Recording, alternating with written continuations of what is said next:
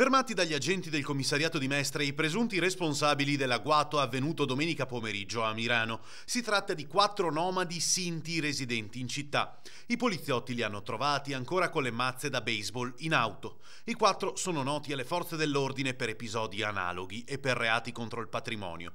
Protagonisti del regolamento di conti, compresi speronamenti, 2 clan di nomadi rivali.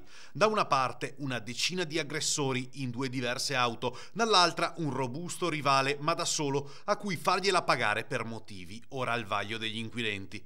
I rivali sono entrati in contatto vicino alla rotonda di via Parauro. Qui la spedizione punitiva ha puntato l'auto della vittima speronandola e costringendo il guidatore a fermarsi.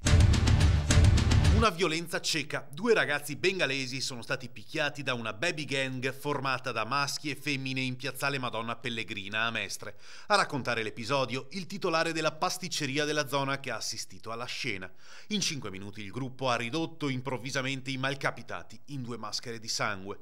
Il pasticcere è intervenuto per allontanare i violenti e portare al riparo i 2 aggrediti all'interno della pasticceria. Indagano le forze dell'ordine.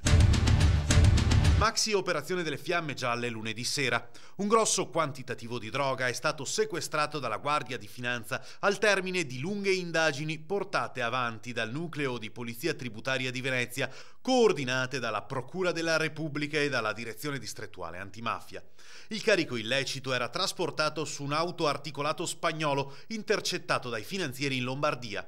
Il camion, fermato nei pressi dell'uscita 9 della superstrada Milano-Meda-Lentate, trasportava all'apparenza balle di paglia, all'interno delle quali però si trovavano occultati diversi involucri contenenti numerosi pani di hashish per un peso complessivo di circa 215 kg per un valore di 2 milioni di euro. Doveva essere il giorno più bello della loro vita, si è risolto in una furiosa litigata con tanto di intervento della polizia. Protagonista, una coppia residente a Bumonia e la festa, complice l'alcol. I 2 hanno litigato furiosamente tanto che l'uomo ha preso la compagna e l'ha chiusa fuori dall'abitazione.